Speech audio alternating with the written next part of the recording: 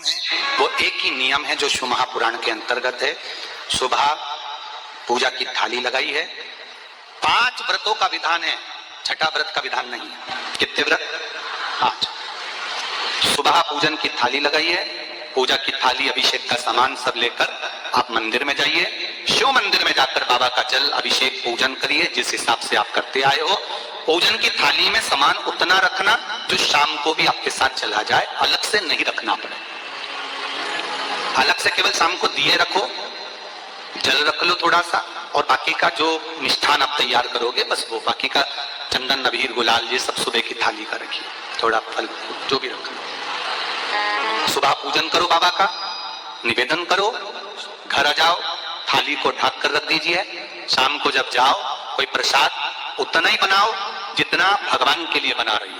ये नहीं कि खीर ज्यादा बना ली तो आधी हम यहाँ ले जाएं और आधी घर के लिए छोड़ दें, नहीं, उतना ही बनाओ जितना भगवान के लिए जाएगा, जिसमें से 3 हिस्से हों। एक पात्र में भरकर ले जाओ, दोने ले जाओ, कटोरी ले जाओ, प्लेट ले जाओ, जो तुम्हारी मर्जी पड़े, कागज ले जाओ, जो तुम्हारा मन पड़े तो ले जाओ। 6 दिए लेकर जाओ, बाबा के मंदिर में जाकर पूजन अर्चना करो।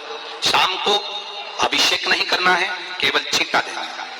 थोड़ा सा जल जो बचा हुआ है उसमें से थोड़ा थोड़ा छींटा देकर, जल का थोड़ा सा छींटा देकर पूजन आदि कर कर जैसी पूजन सुबह करी वैसे भाव से पूजन करो। 5 दिए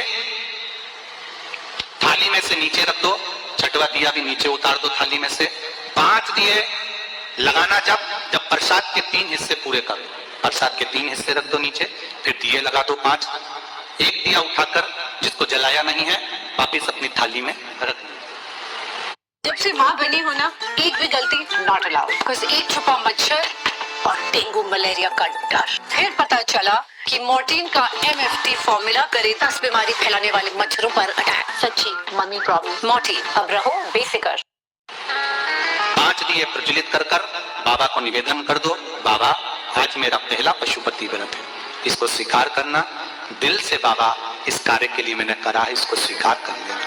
बहुत सुना बाबा पशुपति व्रत में कर रही हूँ, मैं भी पूर्व में ना जाने कितनी योनियां ली होंगी, कौन सा मैंने बेकार कर्म करा होगा जो आज मुझे दुख भोगना पड़ रहा है।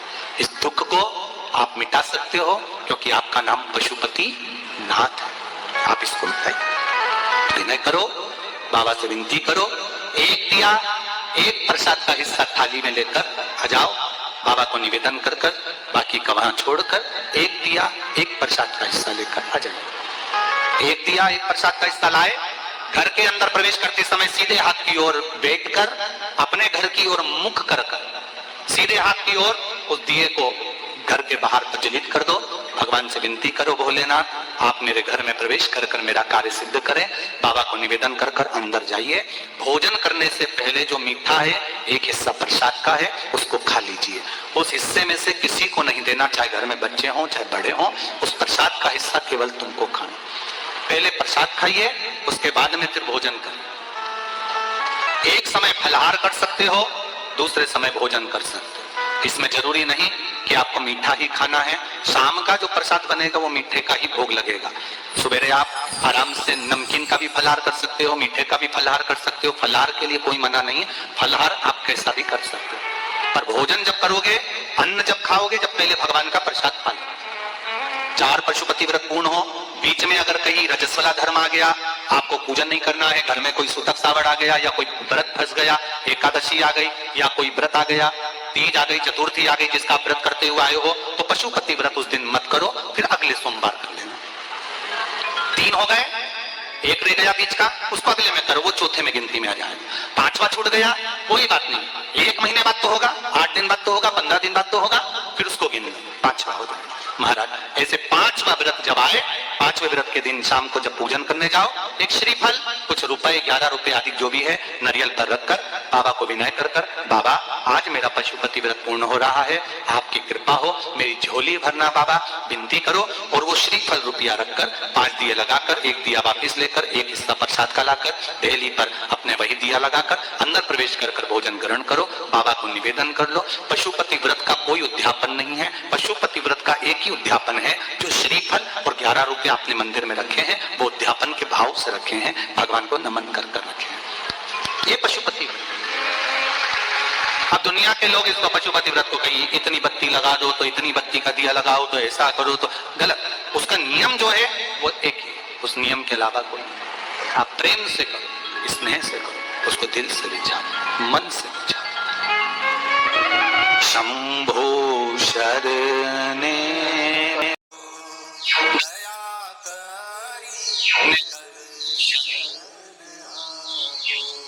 से उसका स्मरण। ये पशुपति व्रत, एक व्रत करने के बाद अगला जब व्रत करो तो थोड़ा रुक कर करना, एक साथ लगे लगाए व्रत ना करिएगा, थोड़ा रुक कर करिए, इंतजार करो 3 महीने का कि बाबा मेरी ऊपर कृपा जरूर करेगा। दिल से करा है तो वो दिल से देगा, झोली भर कर देगा, ये निश्चित है, उसका व्रत फल देता है। करना जरूरी नहीं है कि व्रत माताएं करेंगे, पुरुष कर सकता है, बच्चे कर सकते हैं, बूढ़े कर सकते हैं, बड़े कर सकते हैं, बेटा बेटी कर सकते हैं, नवयुवक बच्चे कर सकते हैं, पर दिल से करो उस पशुपति व्रत। कोई आपका दूसरा व्रत फंस गया है तो पशुपति व्रत को छोड़ दो। उस दिन आपका जो व्रत है, एकादशी हो, चतुर्थी हो, तीज हो, छठ हो, उसको कर लो। नवरात्रि फंस गए, नवरात्रि कर लो, उसके बाद कर लेना पशुपति। जितने व्रत रह जाए उस व्रत को बाद में। महाराज शिव कृपा व्रत एक ही मंदिर में करना, जिस मंदिर में पहला व्रत करा है उसी मंदिर में 5 व्रत करना। ये नहीं कि हम मायके में 2 व्रत करके आ गए और तीसरा व्रत हमने ससुराल में कर लिया। नहीं, आ गई हो तो 3 व्रत भी मायके जाके ही करना। अगली बार ऐसे जाना कि सोमवार बीच में फंस जाए और तुम 1 व्रत करके आ जाओ। मायके में अगर व्रत कर रही हो तो अपनी पूजन का सामान अपने ही रुपए का होना चाहिए, मायके के पैसे का नहीं चाहिए। कुंवारी होती और तुम मायके के सामान से पूजन करती, अगर कुंवारी होती तो तुम्हारा वो पूजन लगता, पर विवाह होने के बाद, गोत्र बदलने के बाद आप अपना पूजन का धन अपना खर्च करें। हम तो यहां तक कहते हैं मंदिर में भी अगर लोटा भरा हुआ रखा है, मंदिर में बाल्टी भरी रखी है, आप पहले अपना कुछ रुपया दान पेटी में डालकर फिर आप उस लोटे का प्रयोग करो। पीपल के पेड़ के नीचे पूजन करने गए, आंवले के पेड़ के नीचे पूजन करने गए, बड़ के पेड़ के नीचे पूजन करने गए, किसी की लगी लगाई थाली मिल गई, सामान मिल गया, उसके सामान में से आप मत चढ़ाइए। आपके पास जो सामग्री है आप उससे पूजन करें। अपने पड़ोसी से 1 रुपया भी मांगकर भगवान को मत दीजिए। जिस भगवान को देते हो उस भगवान को बुरा लगता है कि मेरे सामने खड़ी होकर हाथ पड़ोसी के आगे फैला रही है, तुम मुझसे मांग, मैं तुझे झोली भर कर दूं। प्राप्त हुआ। बहुत सुंदर प्रश्न है आपका। गुरुजी, पशुपति व्रत में जो 6 दिए लगाए जाते हैं उसमें बत्ती गोल लगाना चाहिए कि लंबी लगाना चाहिए? प्रश्न बहुत अच्छा है, एक बार जोरदार ताली बजाओ भगवती साहू के लिए। बहुत अच्छा प्रश्न। हमने पहले भी कथा में कहा कि शंकर भगवान के मंदिर में पार्वती भी है, शिव भी है, दोनों विराजमान है। आप दोनों तरह की बत्ती शंकर के मंदिर में लगा सकते हैं। जहां देवी के मंदिर में अकेली देवी होती है तो वहां पर फिर लंबी बत्ती का क्रम आ जाता है। पितरों की पूजा हो रही होती है, लंबी बत्ती का क्रम आ जाता है। पर जहां पर देवादिदेव महादेव भी है, पार्वती भी है, वहां आप गोल भी बत्ती समर्पित कर सकते हो और लंबी भी बत्ती लगा सकते हो, उसमें कहीं दोष नहीं आए। फिर आपने वर्णन करा 5वां व्रत पूर्ण होने पर 108 पुष्प या चावल तिलपत्र चढ़ाते हैं। सबको एक साथ चढ़ा देना चाहिए कि एक एक करके चढ़ाना चाहिए? वैसे शास्त्र रीति के अनुसार पशुपति व्रत में जो 5वां सोमवार पूर्ण होगा और आप 108 अगर कोई वस्तु चढ़ा रहे हो तो एक एक कर श्री शिवाय नमस्तुभ्यम, श्री शिवाय नमस्तुभ्यम एक एक कर चढ़ाना चाहिए। एक साथ हाथ में लिया और एक साथ नहीं चढ़ाना, एक एक कर समर्पित। बहुत अच्छा प्रश्न है। एक प्रश्न जो आपने किया था उसका उत्तर इस कथा में चल रहा है, नंदी वाला। जो प्रश्न आपने तीसरा करा है उसका उत्तर इस कथा में चल रहा है कि आप कहते हो कि मंदिर से जाते समय नंदी के कानों में कहकर चले जाओ। बैठिए बैठिए बैठिए बैठिए। बहुत सुंदर प्रश्न है आपके, बहुत भाव से और आनंद से आपने करा। जनमानस के कल्याण के प्रश्न है ये, केवल आपके लिए नहीं है, ये सबके लिए इतने जोरदार प्रश्न है। जो गलती भी करते होंगे तो उसको सुधार सकते। आपने कहा कि नंदी के कानों में कहना चाहिए। लोग हंसते हैं, कहते हैं बताओ वो नंदी के कानों में भगवान को कहना चाहिए। वैसे तो हम आपको एक बात बता दें कि के लोग किसी दूसरे धर्म की कभी हंसी नहीं उड़ाते। दुनिया के लोगों को दूसरे का धर्म अच्छा लगता है। दुनिया के लोग सबसे ज्यादा हंसी उड़ाते हैं तो हमारे सनातन धर्म की ही उड़ाते हैं, और खुद उड़ाते हैं, दूसरा उड़ाने वाला नहीं होता। दूसरे के ढोल हमें समझ में आते हैं, उसका धर्म हमें समझ में आ गया, उन्होंने क्या है ऐसा है, हाँ कुछ नहीं, उनके धर्म में ऐसा है, इतना आनंद हमें दूसरे के धर्म में लग रहा है, और हमारा सनातन धर्म हमको बुरा लगता है,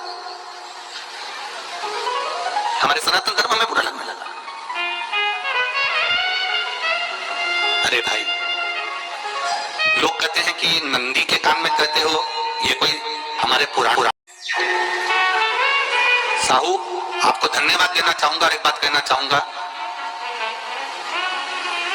जितनी भी शिव महापुराण के अंतर्गत चाहे उपाय जो बताए जाते हैं कि बेलपत्री ऐसे चढ़ाना, काली मिर्च ऐसे चढ़ाना, चावल ऐसे चढ़ाना, धतूरा का क्या महत्व है, शमी के पत्ते का क्या महत्व है, बेलपत्री के पत्ते का क्या महत्व है, ये जितनी भी बातें बताई जाती हैं ये सब पुराण के अंतर्गत से बताई जाती है। अब दुनिया के लोग इसको चाहे टोटका कह दें, चाहे दुनिया के लोग इसे टोना कह दें, पर पुराण से हटकर कुछ नहीं। और आप लोगों को अगर बोला है कि नंदी के कान में कहकर भगवान शंकर के मन में बात पहुंचे, तो ये क्यों कहा, तो ये भी हमारी शिव महापुराण में लिखा है, जलंधर के चरित्र में। कोई आपसे कहे कि नंदी के कान में बोलने से क्या होता है, ये जलंधर का चरित्र कह रहा है। मां पार्वती जी का हस्त कमल पकड़कर जलंधर लेकर जाने लगा। वृंदा का पति लेकर जा रहा, वृंदा तो भगवान की भक्ति में लीन रहती थी, जलंधर को सबसे ज्यादा तकलीफ थी नारायण से, पर शिव के पास आ गया, क्योंकि ईर्षा प्रवृत्ति हरि कथा में कहा कोई कोई ऐसा होता है जिसको तुमसे प्यार नहीं होता तो भी अंदर से ईर्षा जाग जाती है, कोई कोई ऐसा होगा जिसको अंदर से ईर्षा जागती है, अपने आप अंदर से ईर्षा जागती है, उसका कोई भेद नहीं, और ईर्षा जागती है, भीतर से ईर्षा जागती। ना आप उससे मिले हो, ना कभी वो आप उसके सामने बैठे हो। कई लोग किसी ना किसी की बुराई करते हैं तो हम लोग पूछ भी लेते हैं, क्यों साहब उनसे मिलकर आए हो क्या तुम, कभी नहीं मिल किया, कभी उनका सामना हुआ नहीं हुआ, तो फिर बुराई क्यों कर रहे, एक ने कर दी थी इसलिए हमारे ध्यान में था तो हमने भी कर दी। लो, वो कुआं में डूब के मरेगा तो तू भी मरेगा का? नहीं। नंदी सामने बैठा है, गणेश जी को मालूम पड़ गया, कार्तिकेय को मालूम पड़ गया, मां पार्वती जी का हस्त कमल जलंधर ने पकड़ लिया और लेकर चला, मालूम पड़ गया, तब नहीं रहा गया। गणेश जी को क्रोध आ गया और गणेश जी महाराज आए, शिव जी को जगाने लगे, पिताजी पिताजी पिताजी कर कर जगाया, उठो पिताजी, पिताजी उठिए, पिताजी जागिए, पिता को जगा रहे हैं। भगवान शंकर नहीं उठे, तप में लीन थे। क्या करें हम, जलंधर के पास में इतना बल है, इतना बल है, और पिता की आज्ञा नहीं होगी तो हम कैसे मार देंगे इसको, मारने को तो मार दें। मां ने आज्ञा करी थी कि जलंधर उसको तारकासुर को मार दो, तो कार्तिकेय ने तारकासुर को मार दिया। शिव जी की आज्ञा नहीं तो हम इसको कैसे मारें, क्या करें? सब कुछ गणेश जी ने देख लिया, शंकर जी के ऊपर बहुत बहुत बहुत बहुत प्रार्थना कर कर देख ली, पर शंकर जी नहीं जागे। तब आखिरी में विनायक ने, गणेश ने, जितने लोग आस्था चैनल पर कथा सुन रहे हैं, जितने लोग फेसबुक यूट्यूब पर कथा सुन रहे हैं, इस बात को याद रखना कि नंदी के कान में कहने से क्या होता है वो ये इस कथा से सीख लेना। आखिरी में गणेश जी को लगा किसको कहूं, शंकर जी भी तप में है, नंदी भी तप में है, मैं किसको कहूं?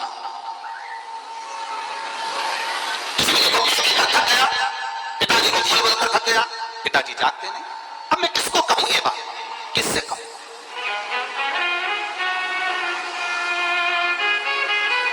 विनायक गए सीधे अब नंदी के पास में। नंदी भी तप में लीन थे, शंकर जी की ओर मुख था, शंकर जी की ओर मुख था। गए और जाकर तुरंत विनायक ने नंदी के कानों में जाकर कहा, नंदीश्वर, मैया का हाथ पकड़कर जलंधर लेकर जा रहा है, पिताजी तप में लीन है, कृपा करिए ना। बस केवल नंदी के कान में कहा, गणेश जी दूर हट गए, नंदी के कान में कहा, शंकर जी के नेत्र खुल गए, शिव जी के नेत्र खुले। ध्यान देना जरा, इस महापुराण की, आशुतोष महापुराण की कथा, जो कथा यहाँ कही जा रही है, ये कथा पहले के चरित्रों में सुनने को नहीं मिली होगी, जरा ध्यान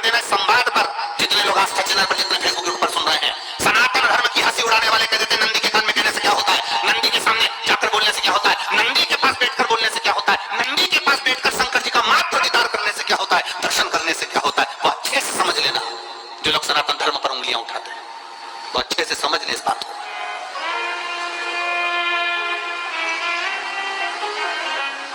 क्या होता है?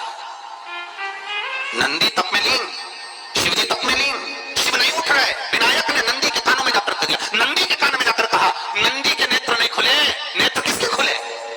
जम के बोलो, महादेव के खुले, शिवजी के खुले।